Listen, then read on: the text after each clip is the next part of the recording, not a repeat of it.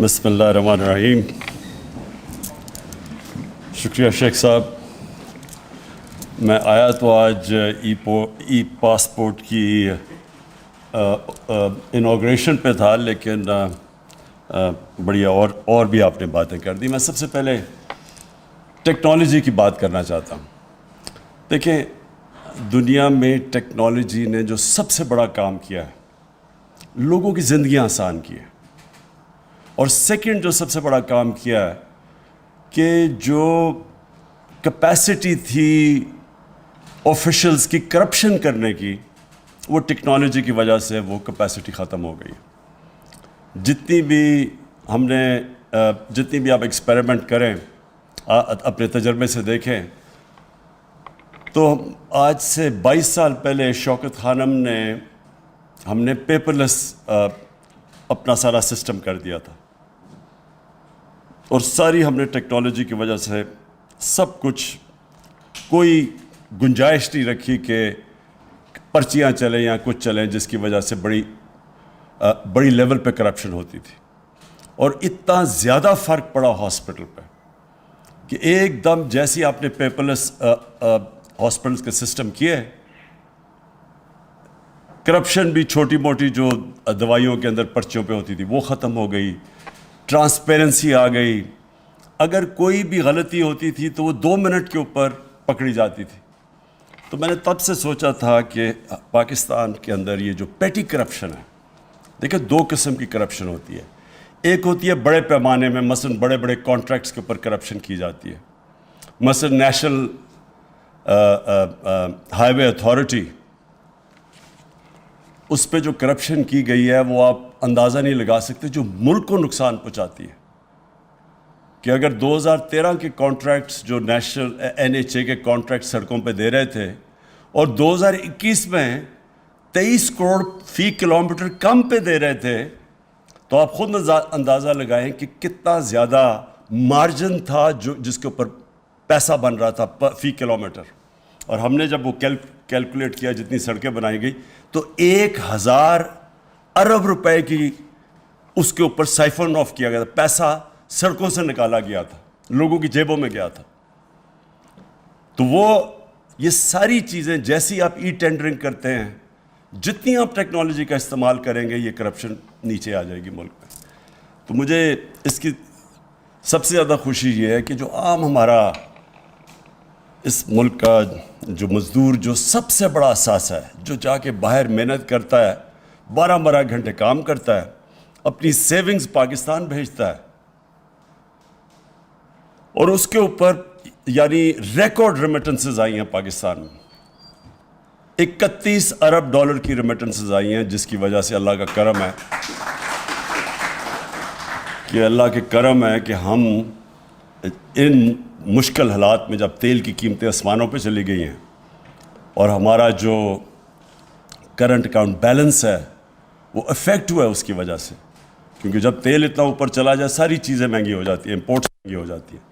تو یہ ہمارے بیرون ملک پاکستانی محنت کش لوگ ہیں جن کی پیسے کی وجہ سے آج ہماری اکانومی سسٹینیبل ہے.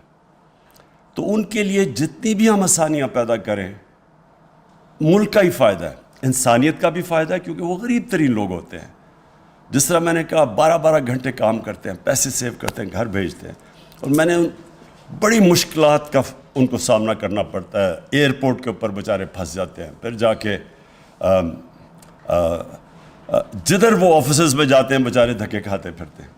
تو یہ جو شیخ صاحب، انٹیریئر منسٹری کو میں آج خراج تحسین پیش کرتا ہوں، اور نادرا کو بھی، کہ آپ نے یہ مل کے یہ جو ای پاسپورٹ بنایا، اور یعنی آپ نے اپڈیٹ کر دیا ہے پاکستان کی بھی، یہ جو سسٹمز ماڈرن کر دیے کہ اب کوئی کیوز نہیں کرنے پڑیں گے. جس کے پاس ای پاسپورٹ ہوگا وہ سیدھا گیٹ سے نکل جائے گا بیچ میں. تو یہ جو ایئرپورٹس کے اندر مسئلے آتے ہیں، اور خاص طور پہ عام لوگوں کو، وہ بھی چلے جائیں گے. سیکیور بھی ہے، جس طرح آپ نے کہا کہ اس میں سیکیورٹی چیکس ہیں، پاسپورٹ سیکیور بھی ہو جائے گا.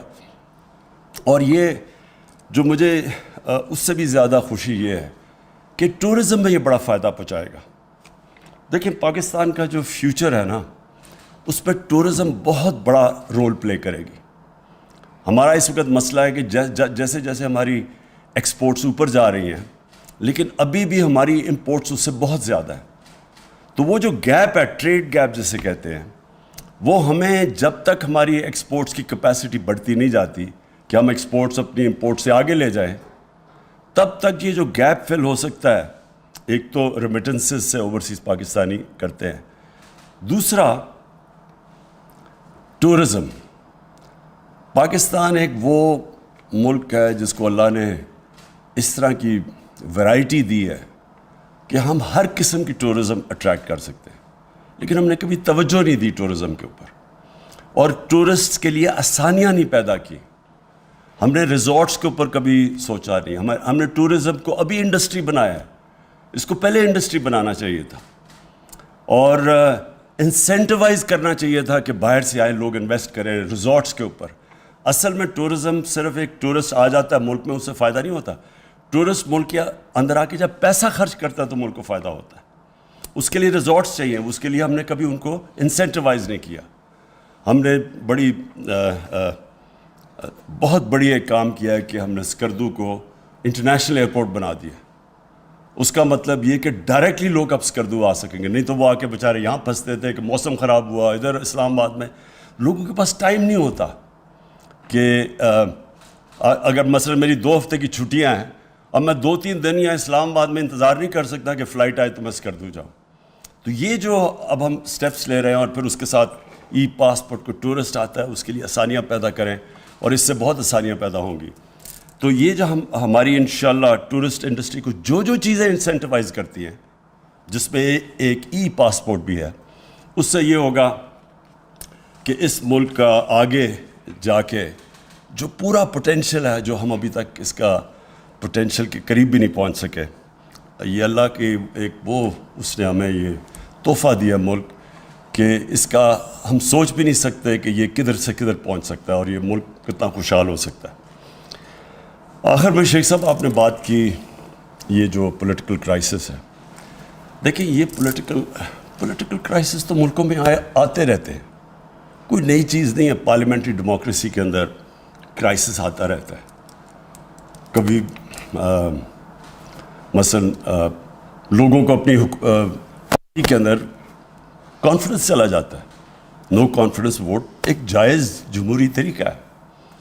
اس کرائسس کا یہ ہے ایک فورن امپورٹڈ کرائسس. یہ ایک باہر سے سازش ہے پاکستان کے خلاف، اور یہ سازش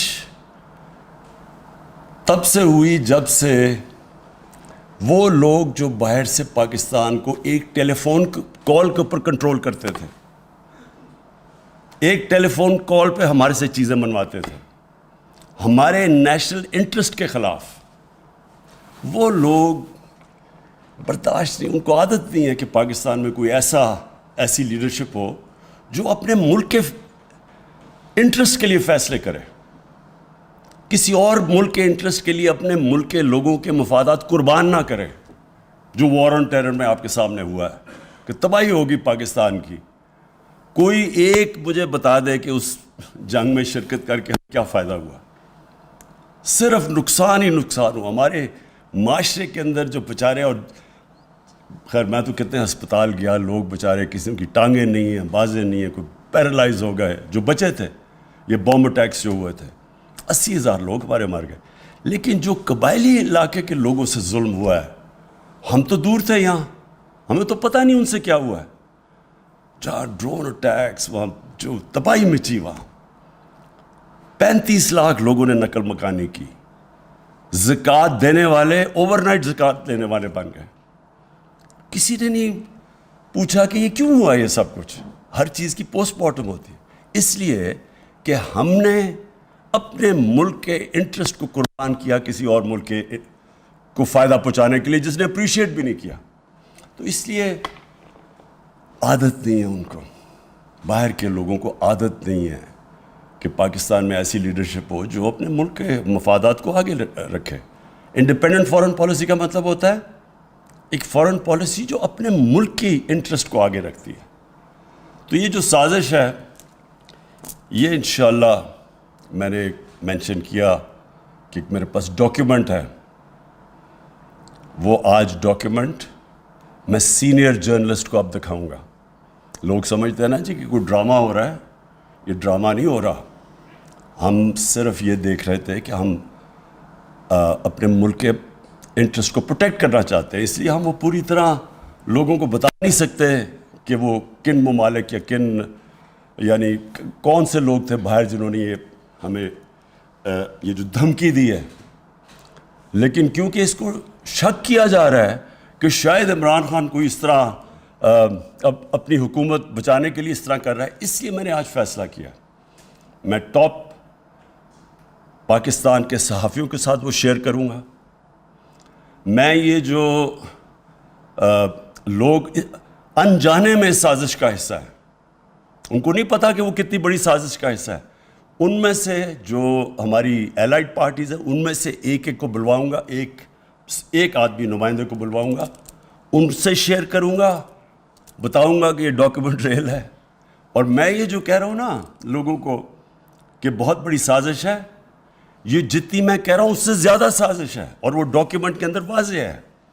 تو شیخ صاحب آج میں ان سب کو دکھاؤں گا تاکہ لوگوں نے جو فیصلہ کرنا کرے، لیکن کم از کم فیصلہ کرتے وقت یہ سوچ لیں کہ جو بھی آپ فیصلہ کریں گے کہیں آپ ایک بہت بڑی انٹرنیشنل سازش جو پاکستان کے خلاف ہو رہی ہے اس کا حصہ نہ بن جائیں۔ شکریہ۔